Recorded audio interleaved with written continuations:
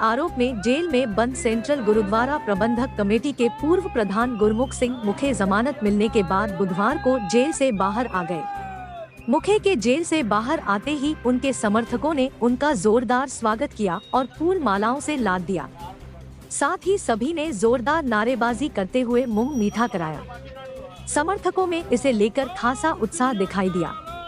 मुखे जेल से बाहर आते ही सबसे पहले किताड़ी गुरुद्वारा गए और मत्था टेका। इसके बाद अन्य लोगों से मिले। बता दें कि गुरमुख सिंह मुखे को सुप्रीम कोर्ट से बुधवार को ही जमानत मिल गई थी। शनिवार को ही गुरमुख सिंह मुखे जेल से बाहर आने वाले थे, लेकिन तकनीकी कारणों से नहीं आ सके। मंगलवार को भी वे बाहर आते आते रह गए थे। जेल से बाहर आने पर मुखे ने कहा कि विरोधियों ने उन्हें झूठे आरोप में फंसाया था। जो विरोधी थे वह सीधे तौर पर चुनाव के माध्यम से लड़ाई नहीं लड़ सके, इसलिए एक महिला को हथियार बनाकर नशा पिलाकर इस तरह का आरोप लगवाया था। जल्द ही वे एक प्रेस वार्ता आयोजित कर प्रमाण के साथ बताएंगे कि किस तरह से उन्हें फंसाया गया था।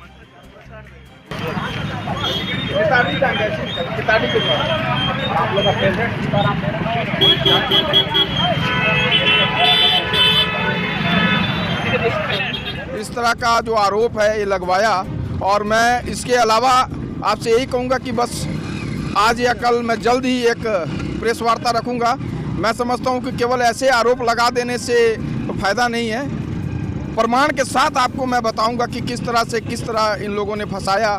हमारे पास बहुत सारे ऐसे डॉक्यूमेंट्स हैं, ऐसे कागजात हैं जो इन्होंने मतलब कि गलत ढंग से मुझे फंसाने। मेरे विरोधियों में भले वो कितने भी पैसे वाले हैं, मेरे से कई गुना पैसे वाले हैं, कई गुना उनके पास पैसा है, लेकिन उन लोगों में इतना दम नहीं है कि वो मेरे सीधा मुझसे मुकाबला कर सके या मुझसे चुनाव लड़ सके, आम जनता के बीच जा सके, आम संगत के पास जा सके।